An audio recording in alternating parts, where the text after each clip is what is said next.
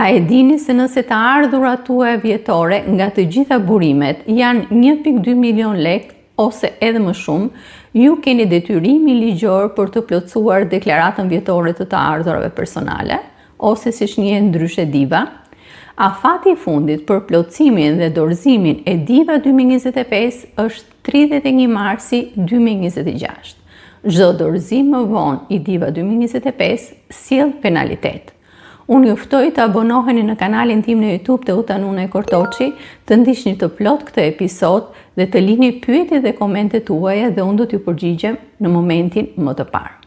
Të nderuar miq, në episodin e sotëm kam zgjedhur të trajtoj një çështje me shumë interes për qytetarët që janë të punësuar, por njëkohësisht që kanë edhe detyrim ligjor për të plotësuar DIVA-n ose deklaratë vjetore të ardhurave personale. Po kush janë këta individ të cilët kanë detyrimin ligjor? E para në këtë rast janë qytetarët të cilët janë të punësuar, kanë një të ardhur vjetore të barabartë ose më të madhe se 1.2 milion lek. Gjithmonë flasim me lek të reja. E dyta në këtë rast janë qytetarët të cilët janë të punësuar, edhe nëse ata janë të punësuar në mënyrë të dyfish, pra në 2 punë të 2 punësuar, qoftë edhe 1 muaj brenda vitit 2025. Dhe e treta janë të gjitha të qytetarët të cilët kanë një të ardhur mujore më shumë se 50.000 lek të reja, por që kjo ardhur mujore nuk është tatuar, pra nuk është deklaruar më parë dhe flitet për të ardhur që mund të jenë të siguruara përmes burimeve të ndryshme, siç mund të jenë të ardhurat e siguruara nga aktiviteti në rrjetet sociale, nga dhëniet me qira dhe me radhë. Por të nderuar miq, cilat janë rastet kur kemi të ardhurat të tjera përveç të ardhurave të deklaruara ose përmes punësimit. Dhe këtu në këtë rast neve me të ardhurat të tjera përmendim të ardhurat të cilat njihen në deklaratën DIVA si të ardhurat bruto që vijnë nga marrëdhënia e punësimit. Dhe këtu ne kuptojmë që janë paga dhe shpërblime, të ardhurat nga dividendi i shpërndar dhe apo qoftë edhe nga interesi bankar. Kur flasim me interesin bankar, nuk kuptohet me të ardhurat që ne vjelim nga depozitat. E dyta janë të ardhurat nga qiraja, të ardhurat nga kthimi i investimit, që mund të jenë në këtë rast nga skemat e pensionit privat apo nga sigurimi i jetës, dhe kur kemi me kthimi investimi janë të ardhurat plus, pra interesi që neve marrim nga skema e pensioneve private. Kemi të ardhurat nga fitime kapitale që kanë bëjnë me investimet në tituj të ndryshme ose pasurit palueshme, siç mund të jetë për shembull blerja e bonove të thesarit dhe të ardhurat interesi që ne vjelim nga ky investim, të ardhurat të cilat nuk janë në formë fizike, siç mund të jenë në rastin e të ardhurat që mund përfitohen nga patentat, licencat edhe me radhë. Transaksionet virtuale apo përfitimet nga mjetet virtuale dhe njëkohësisht mund të jenë edhe të ardhurat të cilat janë fituar jashtë territorit të Republikës së Shqipërisë. Këto të ardhurat në këtë rast janë të ardhurat bruto, të cilat njihen dhe që duhen plotësuar në deklaratën vjetore të ardhurave. Por pyetja që shtrohet është si mund ta plotësojmë deklaratën vjetore të ardhurave. Fillimisht, të nderuar miq, përpara se të shpjegojmë se si plotësohet deklarata vjetore të ardhurave, unë do t'ju shpjegoj në këtë rast hapashapi se si ju duhet të mbërrini te deklarata vjetore të ardhurave. Kështu të nderuar miq, fillimisht hapi i parë është të shkojmë tek faqja e tatimeve ose drejtorisë së përgjithshme të tatimeve, që është tatime.gov.al. Dhe në momentin që neve shkojmë në këtë faqe, fillojmë procesin se si duhet të plotësojmë dhe nga ana tjetër se si duhet të hyjmë në këtë sistem. Siç ju shfaqet edhe në ekran, neve kemi përzgjedhur faqen tatime.gov.al dhe më tej neve zgjedhim, si shikohet në ekran, i shërbime. Pasi kemi zgjedhur i shërbime, ne na shfaqet në ekran një tabelë të cilën ka shënuar për individ, sipërmarrëse dhe me radhë. Neve do të zgjedhim për individ. Më tej neve na shfaqet tek opsioni zgjedhur i shërbime për individ, 2 mundësi se si neve mund të hyjmë për plotësuar deklaratën vjetore të ardhurave. Dhe këtu në këtë rast ndajmë shpjegimi. Kur kemi të bëjmë ata qytetarë të cilët janë të regjistruar, pra kanë një llogari në drejtorinë e përgjithshme të tatimeve në këtë portal ose ata që regjistrohen për herë të parë. Për qytetarët të cilët përpara se të plotësojnë deklaratën do të duhet të hapin një llogari të re, do zgjedhin tek nuk kemi të regjistruar në e-filing, dhe zgjedhim kliko këtu. Në momentin që zgjedhim kliko këtu, neve siç na shfaqet në ekran, na shfaqet kërkesa për plotësuar disa të dhëna tona personale. Dhe kështu, neve plotësojmë numrin personal. Numri personal në këtë rast është numri të cilën neve e kemi te karta e identitetit në të djathtë në fund të kartës. E plotësojmë të saktë numër dhe vijojmë me numrin e kartës së identitetit që është djathta lartë. Emrin, atësinë dhe mbiemrin. Duhet kemi konsiderat që të gjitha kërkesat që kanë një yll janë kërkesa të domosdoshme. Do thotë që duhet plotësohen absolutisht në mënyrë shumë të saktë nga ju. Vazhdojmë me mbiemrin, MMS-in, datën e lindjes, zyrën tatimore. Tek zyra tatimore në këtë rast, siç ta shohim në ekran, do zgjedhim nëse kjo zyrë tatimore është në qytetin e Tiranës, në Elbasan, Durrës apo Merat. Pra do thotë që kjo deklarat ku do shkojë, në cilën zyrë do shkojë. Më tej, plotësoni adresën e postës elektronike, që është sërish një detyrim që kërkohet nga portali. Numri i telefonit personal është një opsion që do thonë mund ta plotësoni apo mund edhe të mos e plotësoni. Kemi një password, pra një fjalë kalimi i cili krijohet nga ju, dhe në këtë rast kemi hapjen e dytë, konfirmimi i këtij fjalë kalimi. Sistemi na kërkon që ky fjalë kalim duhet të ketë disa kritere për të plotësuar ose për të krijuar. E para duhet jetë me 8 karaktere, duhet të mbajë të paktën një numër dhe duhet të përmbajë të paktën një gërm kapitale ose një gërm jo kapitale. Dhe pasi neve kemi plotësuar të gjitha këto të dhëna në mënyrë shumë të saktë, neve klikojmë mbi kuadratin e lexova dhe bie dakord me termat dhe më pas vazhdojmë me regjistro. Ndërsa për qytetarët të cilët e kanë tashmë një llogari, ata në këtë rast, tek faqja i shërbime për individ, ata zgjedhin paragrafin e parë, në të cilët thuhet, nëse jeni një individ privat dhe doni të dorëzoni deklaratën vjetore të ardhurë dhe jeni të regjistruar, atëherë klikoni këtu. Në ty e dy rastet, edhe kur kemi bërë regjistrimin, edhe kur e kemi tashmë regjistrimin dhe rihym në sistem, na shfaqet kjo tabel, që është tabela e drejtorisë së përgjithshme të tatimeve, i taksa Shqipëri. Dhe këtu në këtë rast neve do hyjmë përmes emrit të përdoruesit dhe tek emri përdoruesit kemi në konsiderat që do shkruajmë numrin ton personal që gjendet te karta e identitetit në të djathtë poshtë, fjalë kalimin që neve kemi krijuar, mund të zgjedhim gjuhën që në këtë rast është shqip dhe më tej klikojmë mbi kuadratin që thot e lexova dhe bie dakord me terma dhe kushtet dhe hym në sistem. Në momentin që neve hym në sistem, atëherë na shfaqet sistemi siç e shikojmë në ekran. Për të plotësuar deklaratën vjetore të ardhurar personale, shkojmë tek deklarata, zgjedhim tatim mbi të ardhurat personale dhe më tej krijo deklaratë. Në momentin që ne zgjedhim opsionin krijo deklarat, neve në këtë rast na del, siç e shikojmë edhe në ekran, deklarata, të cilën neve duhet ta plotësojmë në mënyrë shumë të saktë. Dhe fillojmë të nderuar miq me plotësimin e deklaratës. Fillimisht shikojmë e para lidhet me numrin serial. Numri serial është një numër i krijuar nga vetë sistemi, pra nuk është një numër që e plotësojmë ne. Më tej kemi vitin e deklarimit dhe tek viti i deklarimit në këtë rast kemi 2025. Sepse neve plotësojmë në janar, në shkur deri në mars, në 31 mars 2026 deklaratën për vitin kalendarik të mbyllur 2025. Më tej, posh këtyre dy të dhënave, që në këtë rast është numri serial dhe periudha e tatimit, kemi vendos X në kutin korrigjuese, nëse kjo deklarat ribëhet. Pra këtu të nderuar miq do duhet të ndalja një shpjegim. Nëse juve e keni plotësuar deklaratën për herë të parë, pra flasim gjithmonë brenda periudhës 31 mars 2026. Dhe nëse ju të nderuar miq konstatoni që në deklaratën tuaj ka gabime, pra mund të jetë një shpenzim i pa deklaruar, një ardhur e pa deklaruar, atëherë juve keni të drejtën ligjore që ta ribëni këtë deklaratë ose ta korrigjoni këtë deklaratë.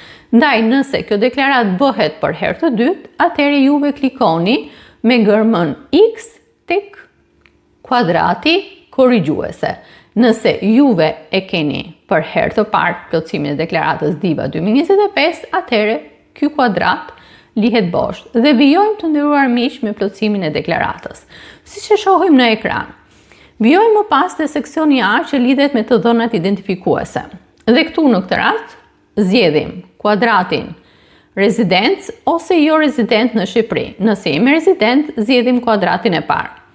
Shënojmë dhe vijojmë me të dhënat e identitetit e individit, emri, atësia, mbiemri, numri i identifikimit personal, sipas kartës së identitetit ose letër njoftimit, gjinia, adresa kryesore, pra adresa ku banohet, ku banon në këtë rast deklaruesi, qyteti dhe më tej statusi i deklaruesit, nëse është i martuar, beqar, i divorcuar etj. me radhë. Vijojmë me të dhënat plotësuese për individin. Numri i telefonit, adresa e-mailit. Numrin e telefonit e tham të nderuar miq që është opsional. Dhe më tej të dhënat mbi pronësinë e banesës kryesore, pra banesës ku është banimi, që është mund të jetë me qira, mund të jetë në pronësi, mund të jetë e falur nga pronari ose forma të tjera. Dhe njëkohësisht nëse kjo banesë ku qytetari banon dhe regjistron të dhënat e tij nuk është në pronën e tij, atëherë ai duhet të regjistrojë ose duhet të deklarojë emrin e pronarit dhe njëkohësisht adresën. Vijojmë në këtë rast me adresën e banimit nëse është e ndryshme nga adresa identifikuese. Këtu kemi parasysh për shembull kur një qytetar banon për shembull në qytetin e Durrësit, aty ku ai ka edhe adresën e tij zyrtare, por nga ana tjetër ai punën e ka në Tiranë dhe jeton në Tiranë, atëherë ai duhet të plotësojë këtë pjesë të deklaratës edhe me adresën e Tiranës.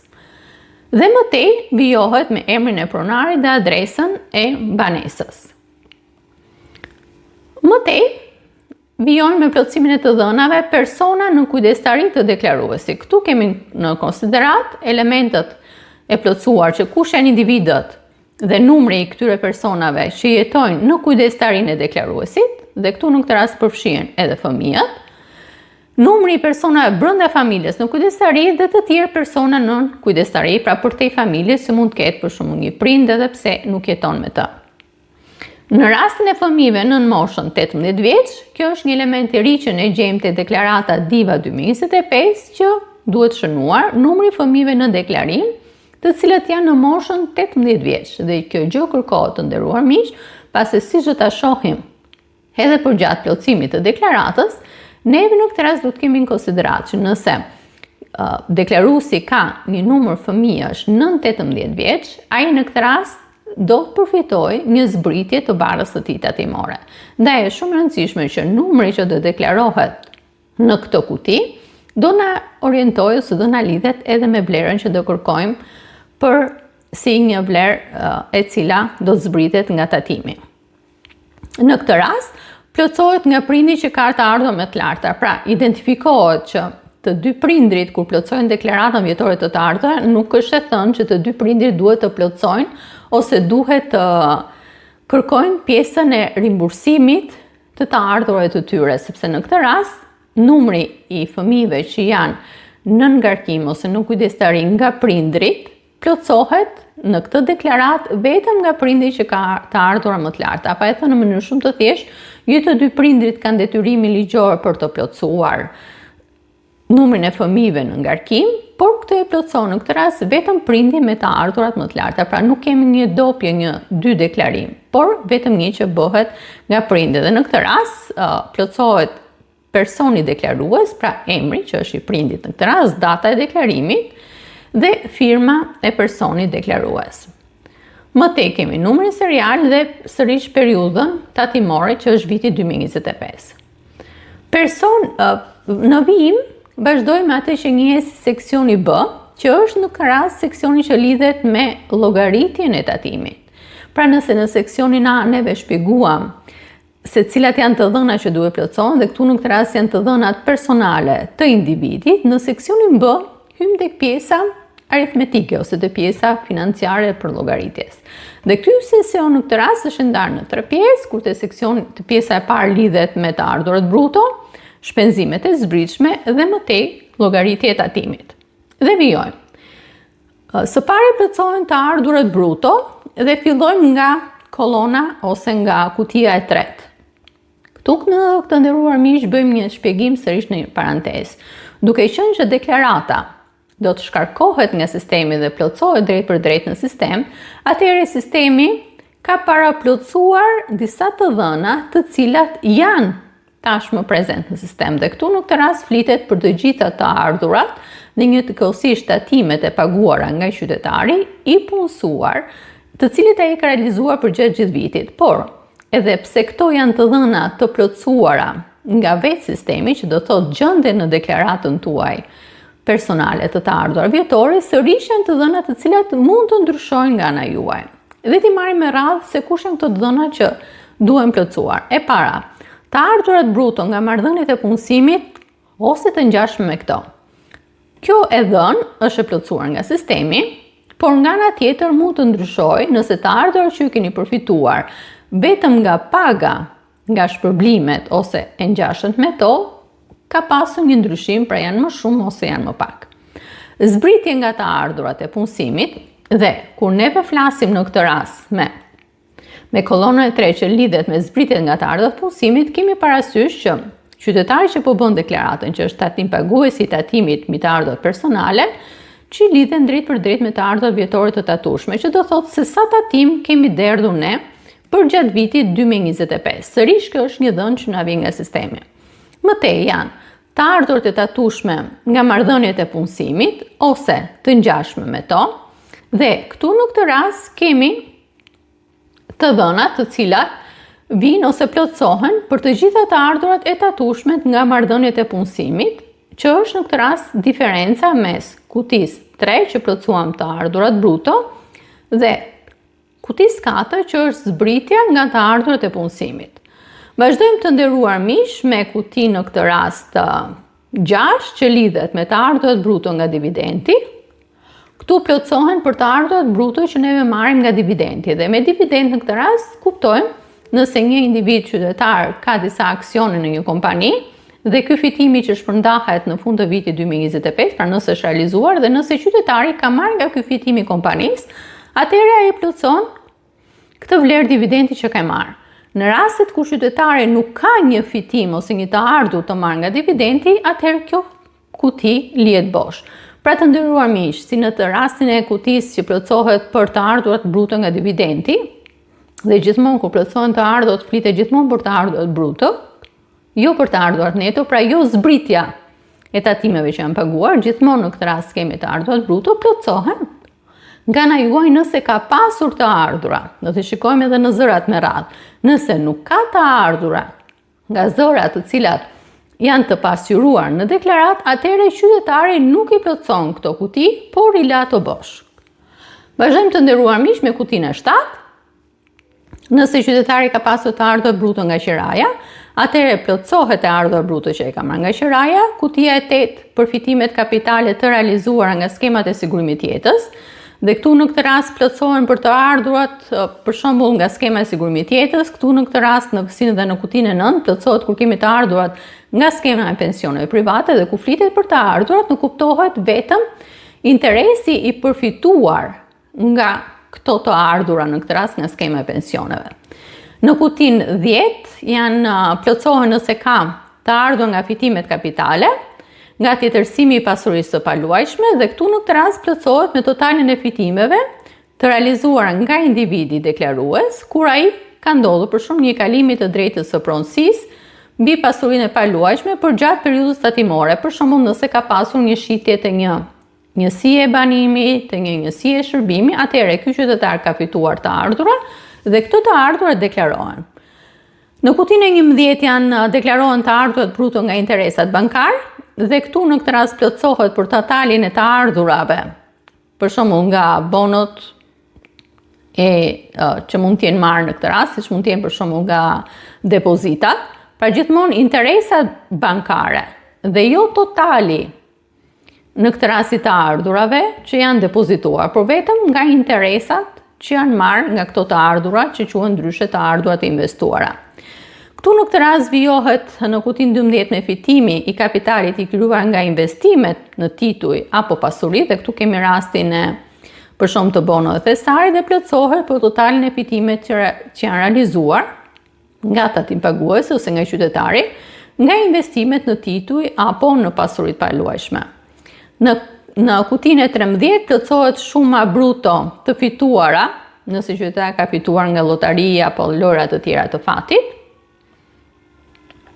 Në kolonën ose në kutinë e 14 plotësohen të ardhurat bruto nga pasuria intelektuale, si për shembull e drejta ekskluzive për pasuri të tjera që përbohen vetëm nga e drejta dhe që nuk kanë formë fizike, plotësohet për totalin e të ardhurave bruto nga të gjitha këto që deklaruam. Siç mund të jenë rasti i licencave, patentave dhe me radhë. Pra nëse një qytetar ka një licencë dhe ai e ka dhënë për përdorim një X kompanie, të ardhurat që burojnë nga dhënia e kësaj licence shënohen në kutinë 14. Në kutinë 15 shënohen fitimi nga kapitali nga dhurimi, plotësohen për shumën e fitimeve të kapitalit të realizuara nga dhurimi, pra që janë dhuruar qytetarit.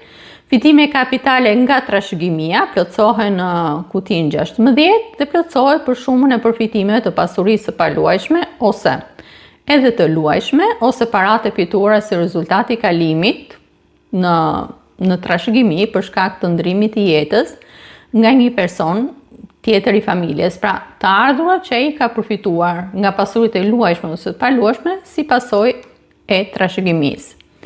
Në kutinë e 17 shënohen të ardhurat e nxjerra ose të përfituara nga mjetet virtuale për të gjithë shumën që është realizuar përgjatë vitit 2025 përmes këtyre mjeteve. Të ardhurat nga transaksionet me mjetet virtuale plotësohet shuma realizuar nga këto transaksione dhe mëtej në kutinë e 19 të ardhurat bruto të realizuara jashtë Republikës së Shqipërisë. Pra nëse një qytetar është rezident në Republikën e Shqipërisë, por ndërkohë ai kryen një punë online dhe nxjerr disa para nga një kompani që është jashtë Shqipërisë, atëherë këto të ardhur klasifikohen në kutinë e 19. Dhe në kutinë e 20 janë të gjitha të ardhurat bruto, të cilat neve nuk i kemi përmendur në këto kutit që sapo cituam. Dhe këtu në këtë rast një ndryshe pra të ardhurat bruto të papërmendura më lart, pra që nuk janë plotësuar. Ndërsa në kutinë e 21, realizohet shuma e të ardhurat bruto duke filluar nga kutia 3 dhe mëtej vijojmë nga kutia 6 deri në kutinë 20. Domethënë janë të gjitha totali i të ardhurat që neve kemi realizuar. Dhe theksojmë të nderuar miq, flasim gjithmonë për të ardhurat bruto, pra jo të ardhurat neto ku të zbritur tatimi. Kjo ishte pjesa e parë e deklarimit, në këtë rast që lidhet me pjesën e të ardhurat që ne kemi realizuar ose kemi përfituar për gjatë vitit 2026. Pra siç e pam të nderuar miq, deklarata i përcakton në mënyrë individuale se cilin zë të ardhurash, dhe nga ana tjetër jep dhe mundësinë e opsionit që nëse nuk ka një parashikim të zërit të ardhurave, jep një opsion që thuhet edhe të ardhura të tjera të cilat nuk janë cituar më sipër në mënyrë individuale. Në këtë deklaratë qytetari mund t'i bëjë vetë ose mund ta shkruajë vetë pra tek zërit të tjera. Vijojmë të nderuar miq me një element shumë të rëndësishëm, i cili lidhet në këtë rast me shpenzimet e zbritshme. Dhe çfarë kuptojmë me shpenzimet të zbritshme? Të nderuar miq, deklarata vjetore të ardhurave personale e vitit 2025 në ndryshim me 2024 ka pikërisht shpenzimet e zbritshme, dhe këtu në këtë rast neve kemi dy zëra. E para, si shpenzimi i zbritshëm lidhet me të gjithë ata qytetarë të cilët kanë fëmijë nën moshën 18 vjeç, dhe ata në këtë rast plotësojnë kutinë e shpenzimeve të zbritshme ku për çdo fëmijë zbritet 48.000 lekë. Dhe mëtej kemi grupin e dytë gjithmonë nëse qytetari ka të ardhura nën 1.200.000 lek në vit, atëherë në këtë rast ai realizon shpenzime për arsimin e fëmijës në vlerën e shpenzimeve të realizuara. Nderuar miq, në këto dy kuti do doja të bëja edhe një shpjegim pak më të detajuar. Pasi kur flasim për shumën e kompensimit për çdo fëmijë në ngarkim të tij më pak se 18 vjeç, plotësohet për shumën e kompensimit për çdo fëmijë në ngarkim të tij më pak se që ka moshën më pak ose është më i vogël se 18 vjeç. Dhe këtu në këtë rast e lidhim me deklarimin që ne e bën me numrin e fëmijëve nën 18 vjeç. Dhe këtu shpjegojmë, nëse prindrit ka për shembull 3 fëmijë, prej të cilëve vetëm 2 janë në moshën 18 vjeç, kur ai plotëson deklaratën, plotëson numrin 2 të fëmijëve. Dhe në rastin kur ai do të plotësoj kutinë e shpenzimeve të zbritshme, atëherë ai për 2 fëmijë në moshën 18 vjeç, si shpenzimet të zbritshme do t'i njihen 96.000 lek, pra 48.000 shumëzim në këtë rast për 2 fëmijë. Nëse qytetari ka një fëmijë, ai shënon vetëm 48. E ritheksojmë të nderuar miq, kompensimi është për fëmijët nën moshën 18 vjeç dhe jo për fëmijët mbi moshën 18 vjeç. Ndërsa kur flasim për kolonën ose për kutinë 23, ku thuhet shpenzimet për arsimin e fëmijëve në ngarkim, dhe këtu në këtë rast i referohemi të gjithë atyre qytetarëve që kanë një të ardhur mujore, të cilët është deklaruar në kutinë 3, ajo në këtë rast duhet të jetë më e vogël ose e barabartë me 1.200.000 lek në vit. Nëse e ardhura e qytetarit, pra kutia 3 që e ka plotësuar është më e madhe se 1.200.000, ai këtë kuti, pra për shpenzimet e fëmijëve, nuk e plotëson. Por nëse e ardhura e tij është më e madhe se 1.200.000, ai mund të plotësojë kutinë e kompensimit për fëmijët nën moshën 18 vjeç, që është 48.000 lek për secilin nga fëmijët, por jo në këtë rast për të ardhur për shpenzimet e realizuara prej tij për shpenzime arsimore ose shpenzime të tjera. Të nderuar miq, tek kjo kuti duhet kemi në konsiderat në këtë rast, kur flasim për shpenzimet realizuara për arsimin e fëmijës ose për kurset e gjuhës tuaj ose të tjera që i përkasin këtij zëri, duhet kemi në konsiderat që qytetari duhet i ketë të dokumentuara këto shpenzime, që nuk kuptohet ai duhet ketë faturën, ai duhet ketë një kontratë për shembull, nëse fëmia është në shkollë private dhe i paguan në mënyrë të përmuajshme ose nëse bën një pagesë vjetore dhe me radhë. Pra, qytetari i cili nuk i ka këto dokumenta, ai nuk mund të jetë një përfitues i këtij, në këtë rast i këtij kompensimi ose këtij zbritjes që i bëhet tek të ardhurat e tij tatimore. Dhe më tej të nderuar miq, ne shohim në kutinë e 24 që kemi shumën, pra sistemi bën shumën e mbledhjes së kutisë 22 dhe 23, pra të dyja këto shpenzime të zbritshme. Vazhdojmë të nderuar miq me pjesën e tretë, që është sërish shumë e rëndësishme, që lidhet me llogaritjen e tatimit për të paguar. Në kutinë 25 përcaktohet ose shënohen të ardhurat e tatueshme nga marrëdhëniet e punësimit, duke zbritur në këtë rast shpenzimet e zbritshme. Dhe këtu në këtë rast plotësohet për diferencën midis të ardhurat të tatueshme nga marrëdhënia e punësimit ose të ngjashme me to dhe shpenzimet e zbritshme, që nuk kuptohet kutia 5 minus kutinë 24. Vazhdojmë me plotësimin e kutisë 26, që është tatimi llogaritur mbi të ardhurat nga marrëdhënia e punësimit ose të ngjashme me to. Plotësohet për tatimin e llogaritur për marrëdhënien e punësimit ose të ngjashme me to. Kutia 27 përmban të ardhurat e tatueshme pa të ardhurat nga marrëdhënia e punësimit dhe plotësohet për diferencën midis shumës së të ardhurave bruto dhe të ardhurat të tatueshme nga marrëdhënia e punësimit ose ngjashme me to, që nuk kuptohet kutia 21 minus kutia 3. Tatimi për llogaritur për të ardhurat e tatueshme pa të ardhurat nga punësimi plotësohet për vlerën e tatimit, pa përfshirë vlerën e tatimit për marrëdhënien e punësimit. Ky tatim llogaritet duke mbledhur totalin e tatimeve të llogaritura specifikisht për secilin nga rubrikat dhe duke filluar në këtë rast nga rubrika 6, pra të gjitha të ardhurat që neve kemi deklaruar plus pagat, deri në rubrikën 20. Në kutinë 29 plotësohet shuma e tatimit të përllogaritur dhe plotësohet për shumën e tatimit të llogaritur mbi të ardhurat nga marrëdhëniet e punësimit ose të ngjashme me to, dhe tatimit të llogaritur për të ardhurat e tatueshme pa të ardhurat nga punësimi, që nuk kupton shuma e kutisë 26 dhe kutia 28. Vazhdojmë në këtë rast me pjesën e tatimet e paguara gjatë periudhës tatimore. Këtu kemi në konsiderat të gjitha tatimet që neve i kemi derdhur në buxhetin e shtetit. Dhe vijojmë të nderuar miq me kutin 30, ku kemi tatimi mbi të ardhurat bruto nga marrëdhëniet e punësimit ose të ngjashme me to, dhe plotësohet për tatimin e paguar me të ardhurat bruto nga marrëdhëniet e punësimit ose të ngjashme me to pra gjatë periudhës tatimore. Në kuptohet tatimi mbi të ardhurat personale që ne kemi realizuar. Tatimin mbi dividendin plotësohet për tatimin e paguar mbi të ardhurat bruto nga dividendi. Gjatë periudhës tatimore thamë që nëse neve kemi marrë dividendin, atëherë në këtë rast neve kemi paguar një tatim që quhet tatimi i dividendit dhe zakonisht ligji parashikon që tatimi mbi dividendin është vetëm 8%. Supozojmë nëse qytetari ka marrë një dividend, do themi 1.000 lek, ai paguan vetëm 8%, që do thotë ai ka paguar paraprakisht vetëm 80 lek. Vazhdojmë me tatimin mbi qiranë, që plotësohet për tatimin e paguar për të ardhurat bruto nga qiraja për gjatë periudhës tatimore.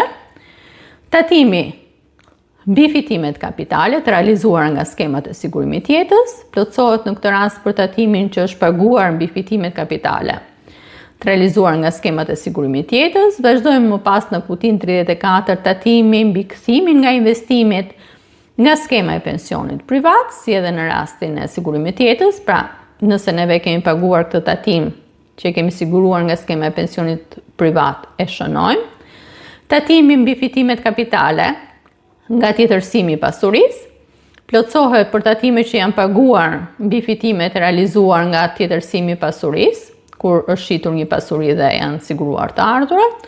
Tatimet mbi interesat bankare, nëse ne përfitojmë interesa bankare ose kemi përfituar për gjatë vitin 2025, atëherë shënojmë tatimin që është paguar për këto interesat përfituara, shënojmë sërish tatimin në kutin 37 mbi fitimet kapitale të kryuar nga investimet ose titujt.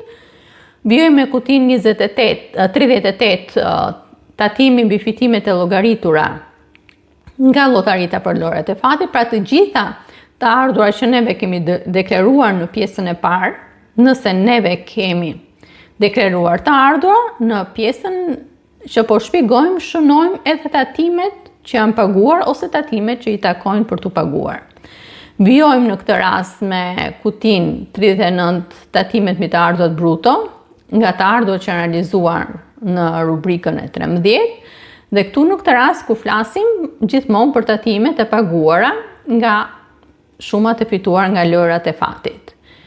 Kutia 40 ka tatimet nga të ardhurat dhe fitimet kapitale nga dhurimi, pra kur janë paguar për të ardhurat që janë siguruar nga pasuritë e luajshme ose të paluajshme, të cilat janë trashëguar nga qytetari. Vijojmë me kutin 42 dhe 43 që lidhet me të ardhurat, tatimi mbi të ardhurat e nxjerra nga përfitimet e mjeteve virtuale ose transaksionet me mjetet virtuale, për vijuar me kutin 44 tatimi mbi të ardhurat e tjera, të cilat nuk janë të deklaruar në zëra individual, dhe njëkohësisht vazhdohet me kutin 45 që është tatimi mbi të ardhurat bruto të realizuar jashtë territorit të Republikës së Shqipërisë, për vijuar me kreditimi tatimeve të huaj, tatimi të huaj, që nuk kuptohet kur neve fitojmë një të ardhur jashtë Shqipërie, kjo është një ardhur e cila është tatuar në shtetin e origjinës kur është fituar. Dhe në këtë rast neve e deklarojmë dhe këtë tatim, pasi ka raste kur Shqipëria ka marrëveshje dypalçe për tatimin e dyfisht. Atëherë nëse një qytetar siguron të ardhurat për shembull në Itali dhe Shqipëria dhe Italia ka marrëveshje për tatimin e dyfisht dhe ky qytetar e ka paguar tatimin në Itali, nëse ky tatim që ka paguar në Itali është më i madh se tatimi që ai duhet të paguante në Shqipëri, ky qytetar në këtë rast e deklaron këtë gjë dhe kjo nuk lind më nevoja të tatohet për të njëjtën të ardhur që ai është tatuar në Itali. Ndaj në këtë rast shënohet ose plotësohet dhe kjo e dhënë. Shuma e tatimit të paguar plotësohet në kutinë 47, e cila në këtë rast lidhet me shumën e tatimit që është paguar për gjatë periudhës tatimore, pra vitit 2025, si ne kemi marrë në analizë, dhe këtu në këtë rast lidhet me shumën e rubrikës 30 deri në rubrikën 44, plus në këtë rast rubrikën 46. Dhe këtu në këtë rast kemi dy element, që janë kutia 48 dhe kutia 49. Nëse tatimi që del në rezultatin e kutis 48, që është kutia 47 minus kutin 49, nëse në këtë rast del se kutia 49 ka një tatim të paguar më shumë se sa kutia 29, atëherë në këtë rast kemi të bëjmë një tatim të mbi paguar. Dhe këtu në këtë rast plotësohet shuma e mbi paguar gjatë periudhës tatimore. Pra, e theksojmë, kur themi kutia 47, do thotë shuma e tatimit që neve kemi paguar për gjatë vitit 2025 është më e madhe në këtë rast, se sa shuma e tatimit të cilët është llogaritur nga sistemi që ne duhet të paguajmë, atëherë në këtë rast kemi të bëjmë me një që quhet tatim i mbipaguar, që do thotë neve kemi paguar më shumë tatim se që kemi detyrimin ligjor.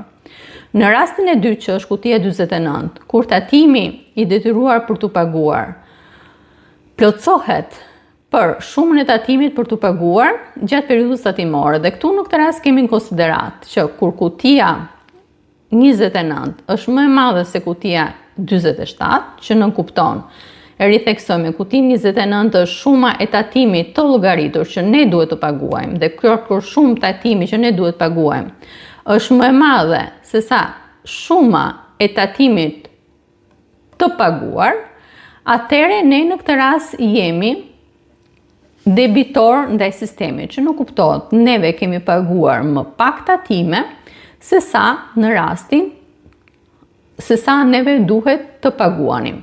Pra të nderuar miq, kutia 48 dhe kutia 49 janë dy kutit shumë të rëndësishme në plotësimin e deklaratës vjetore të të ardhurë personale, sepse nëse neve kemi paguar më tepër tatim se sa neve duhet të paguanim, atëherë në këtë rast neve kemi të drejtë të kërkojmë rimbursimin e këtij tatimi ose kësaj të ardhurë që neve kemi paguar më shumë. Në rast të kundërt, nëse neve kemi paguar më pak tatim se sa duhet të paguanim, atëherë ne në këtë rast kemi detyrimin për të paguar këtë tatim. Dhe në cilat raste ne paguajmë më shumë dhe në cilat raste kemi paguajmë më pak.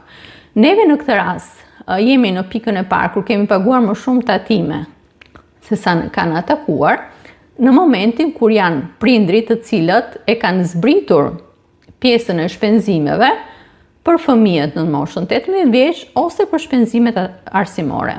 Dhe pse ndodhemi në një situatë të tillë? Sepse ligji parashikon në këtë rast një lehtësim nga bara tatimore për qytetarët të cilët kanë fëmijë në ngarkim në moshën 18 vjeç. Që do thotë, nëse ky qytetari për shembull ka një të ardhurë vjetore 1.200.000 lek, atëherë nga kjo ardhurë vjetore atij zbritet 48.000 lek për secilin fëmijë, ose 96.000 nëse ai ka 2 fëmijë. Dhe diferenca në këtë rast është bara e re tatimore, pra kjo e ardhur do tatohet. Sepse e ardhura për fëmijët ose shpenzimi që prindi ka realizuar për rritjen e fëmijëve, pra ky 48.000 lekë nuk tatohet. Ndaj në këtë rast deklaruesi mund të dalë me të ardhura të paguara, pra pa tatime të paguara më shumë se sa në këtë rast ai duhet më tepër. Dhe ky është rasti që qytetari duhet kërkojë një rimbursim të ardhurat të tij. Ndërsa në rastin e dytë jemi në rastin për shembull kemi të bëjmë me një qytetar i cili është i dy punësuar, ku për çdo muaj ai ka paguar tatimin mbi secilën nga pagat e tij, por në fund të vitit këtë dyja këto pagat i llogariten ose i mblidhen si një pagë vetme dhe i ribëhet edhe një herë llogaria për tatimin që duhet paguajë. Në këtë rast, kur ky qytetar del në këtë rast që duhet paguajë më shumë tatim se sa ai ka paguar realisht muaj për muaj, atëherë në këtë rast duhet të shkarkojë urdhër pagesën, pra për këtë diferencë dhe i duhet paraqitet pranë një banke të nivelit të dytë ose mund ta bëjë edhe përmes pagesave online për paguar këtë diferencë ose këtë detyrim tatimi. Ne do të analizojmë dhe do të vazhdojmë sërish të nderuar miq për të shpjeguar edhe rastin se në cilën formë qytetari duhet kërkojë rimbursimin e të dhënave. I referohemi të fotos ose asaj çka shihet në ekran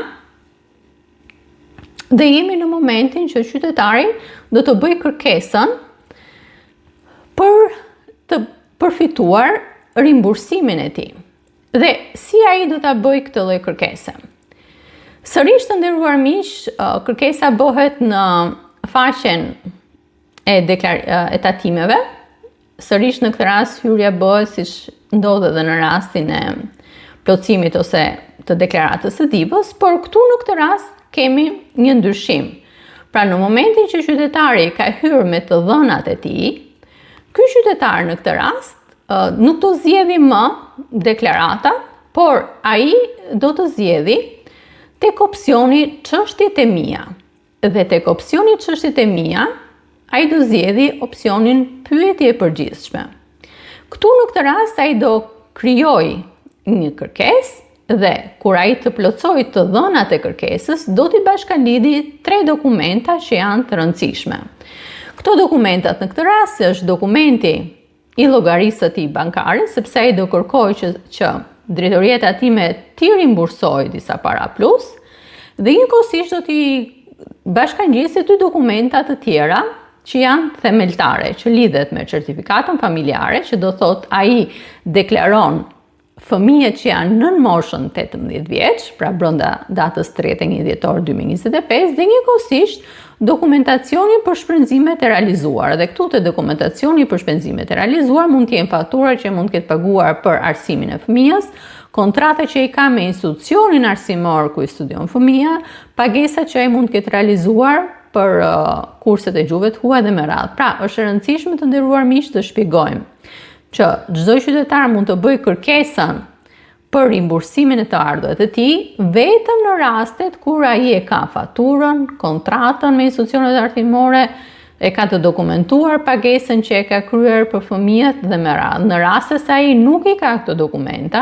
edhe pse ai mund t'i ketë realizuar si shpenzime, ai në këtë rast nuk mundet t'i përfitojë këto. Dhe momentin që ai bën plotësimin e kësaj kërkese, ai do shohë që në periudhat në vijim, pra pasi drejtoria tatimore të ketë verifikuar të gjitha dokumentat dhe të dhënat që i ka përcjell, ai në këtë rast merr në numrin e llogarisë që ka dërguar rimbursimin e pagesës, të cilën neve e kemi të përcaktuar në deklaratën tonë. Pra qytetari e di se sa është vlera e rimbursimit të tij.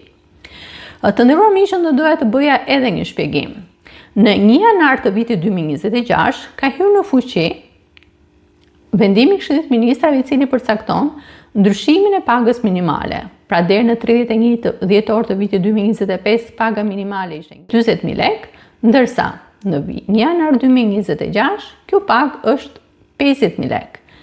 Nga ana tjetër, ligji parashikon që me të njëjtën vlerë që rritet paga minimale, me të njëjtën vlerë rritet edhe paga maksimale. Dhe në rastin konkret kemi të bëjmë me pagën minimale që është rritur 10.000 lekë nga 40.000 në 50.000 lekë, dhe e njëjta vlerë rrit edhe pagën maksimale, që do thot nga 176.416 lekë që ishe brenda 31 dhjetorit 2025, nga 1 janar i vitit 2026, paga maksimale për efekt të kontributeve të sigurimit shoqërore është 186.416 lekë. Pse i theksoj këtë 2 të dhëna të nderuar miq? Sepse kur llogaritet plotësimi i divës 2025, pagat, ndryshimet e pagave nuk hynë ose nuk paraqiten në diva 2025, pasi këto do merren konsiderat për diva 2026. Dhe këtu në këtë rast ku flasim për pagën maksimale për efekt pensioni, për efekt kontributit për sigurimin shoqëror, kemi në konsiderat që pavarësisht se sa është vlera e pagës së një qytetari, pra nëse një pagë një qytetari për shembull në një muaj është 200.000 lekë, ai nuk paguan kontribute për sigurime shoqërore për vlerën 200.000 lekë, por paguan vetëm për vlerën 186.416 lekë për vitin 2026 ose 176.416 lekë për vitin 2025. Dhe nga ana tjetër të duhet të ndaja me ju edhe disa të dhëna që lidhet me përqindjet që paguhet për tatimin për të ardhurat që fitohet. Për tatimin që paguhet për të ardhurat personale që nuk kuptohet për shpërblime dhe pagat, ligji përcakton që për të ardhurat vjetore nga 0 deri në 2.040.000 lekë paguhet 13% e të ardhurave vjetore, ndërsa për të ardhurat vjetore mbi vlerën 2.040.000 lekë paguhet 23% e të ardhurat vjetore. Theksohet kjo vlerë pasi kur përllogaritet të ardhurat tuaja vjetore, ju duhet keni në konsiderat se sa është tatimi që paguhet për të ardhurat e vjela nga puna apo edhe nga shpërblimi. Ndërsa për të ardhurat e fituara nga dividendi, tatimi që paguhet është në masën 8%, ndërsa për të ardhurat e tjera që vinë nga investime, siç mund të janë për shembull interesat e bankave, siç mund të jetë interesi nga bonut e thesarit, siç mund të jenë në këtë rast interesi nga fondet e pensioneve private ose sigurimit jetës, përqindja e tatimit që paguhet është në masën 15%. Pra të nderuar miq, nëse juve deklaroni një të ardhur nga interesi i fituar nga depozitat, kur juve të deklaroni në të rast tatimin e paguar, gjithmonë është 15% mbi interesi, dhe nëse interesi për shembull ka qenë në masën 1.000 lekë, është 15% e vlerës, që në këtë rast flitet për një vlerë për 150 lekë. Pra, detyrimi është 150. Është e rëndësishëm të nderuar miq të shpjegohen dhe të njihen këto vlerë nga ju në mënyrë që juve kur të plotësoni deklaratën vjetore të ardhurave të jeni të saktë në të gjithë të dhënat. Të nderuar miq, kjo është i gjithë shpjegimi në lidhje me plotësimin e deklaratës vjetore të ardhurave dhe njëkohësisht i kërkesës për rimbursim. Nëse ju keni pyetje dhe nga ana tjetër, nëse keni paqartësi në plotësimin e këtë deklarate, unë ftoj të lini në koment dhe unë do të përgjigjem personalisht në momentin më të parë. Në pjesën e dytë në episodin e sotëm, në këndin e pyetje, do t'i përgjigjemi 3 pyetje që lidhet drejt për drejt me Diva 2025. Pyetja e parë është: çfarë ndodh nëse qytetari ose deklaruesi nuk ka të ruajtura faturat e shpenzimeve arsimore të realizuara për fëmijët e tij? Të nderuar miq, nëse një qytetar ose një deklarues i të ardhurave vjetore të tij nuk e ka të ruajtura dhe as të dokumentuara shpenzimet që e ka realizuar për fëmijët e tij për arsim ose për kurset e gjuhës huaja, pra nuk ka një faturë tatimore për këto shpenzime që e ka realizuar për gjatë vitit 2025, dhe nga ana tjetër nuk ka një kontratë me institucionin arsimor ku fëmia e tij studion apo me kursin ku ai zhvillon gjuhën e huaj, këto shpenzime nuk i njihen të zbritshme dhe do thotë që ai nuk përfiton në këtë rast nga zbritja në bazën e tij tatimore të shpenzime të realizuara për arsimimin e fëmijës së tij. Ndaj të nderuar miq, gjithmonë këshillojmë që duhet të ruani jo vetëm faturat tatimore të realizuara për shpenzimet e arsimit të fëmijëve, por edhe kontratat që keni me këto institucione. Pyetja e dytë është: në cilat raste kërkesa për rimbursim nuk pranohet? Për të gjithë qytetarët të cilët ose deklaruesit e deklaratës vjetore të ardhurave personale bëjnë një kërkesë për rimbursim të ardhurash dhe kjo kërkesë e tyre nuk pranohet, ndodh për 3 arsye. E para, në këtë rast kur nuk kemi të bëjmë me një tatim të mbipaguar, që nuk kupton kur një qytetar ka derdhur tatimet për gjatë vitit 2025 në të njëjtën vlerë sa ç'është detyrimi i tij ose ka derdhur më pak, pra në rastin kur ai nuk ka derdhur më shumë tatime se që takon, atëherë në këtë rast ky qytetar nuk i pranohet kërkesa për rimbursim sepse ai në mënyrë shumë të thjeshtë nuk ka paguar më shumë tatime se që takonin. Nëse ai në këtë rast ka paguar më tepër, atëherë kjo kërkesë e tij pranohet, sërish me dy kushte, kur qytetari në këtë rast duhet të ketë të dokumentuara të gjitha këto faturat për shpenzimet e realizuara.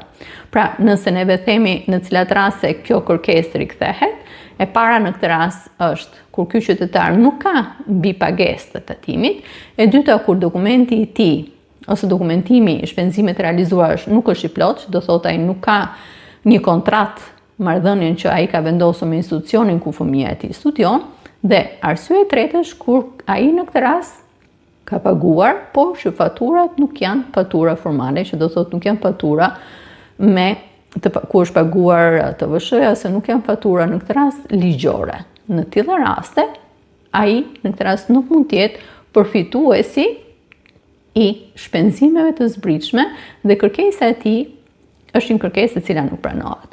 Dhe pyetja e tretë është, a mund qytetari ta ribëj deklaratën vjetore të të ardhurave, nëse ai në këtë rast ka konstatuar që ka bërë një gabim dhe do të ta përsërisë ta bëjë edhe një herë.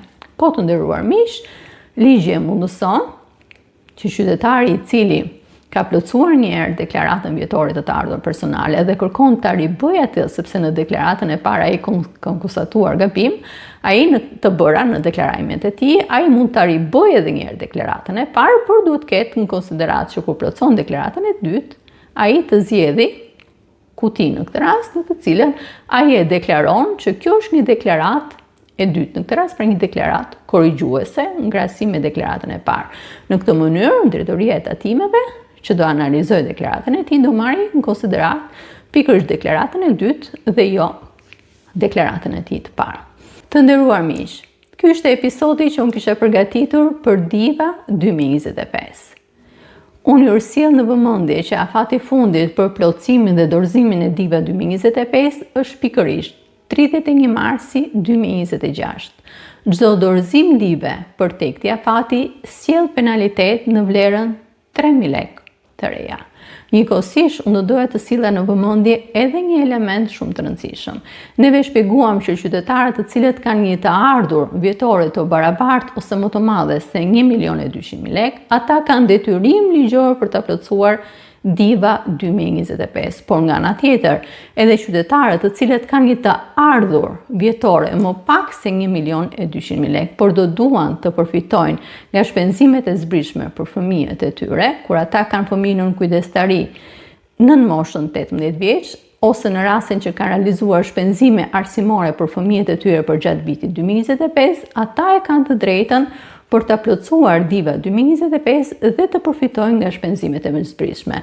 Pra të nderuar miq, kush ka të ardhurat të barabarta ose më të mëdha se 1.200.000 lekë në vit, ata e kanë detyrim ligjor plotësimin e divjes. Të tjerët që kanë të deklaruar ose kanë të ardha vjetore më pak se 1.200.000, ata e kanë të drejtë ta plotësojnë Diva 2025 për të përfituar shpenzimet e zbritshme. Dhe në këtë rast ata mund të përfitojnë shpenzimet e zbritshme kur kanë fëmijë në moshën 18 vjeç, pra që i kanë në kujdestari, dhe e dyta kur kanë realizuar për gjatë vitit 2025 shpenzime arsimore të cilat i kanë të dokumentuara edhe përmes një kontrate me institucionin arsimor ku fëmia e tij studion, por edhe përmes faturave me TVSH ose faturave formale ligjore. Unë ju rekomandoj të nderuar miq të mos e lini dorëzimin e Diva 2025 në ditët e fundit, por të respektoni afatet në mënyrë që të mos penalizoni. Nëse keni pyetje dhe paqartësi, unë juftoj të lini koment dhe unë do të përgjigjem në momentin më të parë. Unë juftoj të abonoheni në kanalin tim në YouTube të Utanuna e Kortoshi për të mësuar më shumë dhe njëkohësisht në kohë reale me gjithçka që nevojitet si për divat, për deklaratën vjetore të ardhur, por edhe për çështjet të ndryshme të pensioneve. Të nderuar miq, ky është takimi im për sot, duke ju falendëruar që na ndoqët deri në fund. Unë ju lë takim për episodin e radhës dhe deri atëherë, miru takofshim.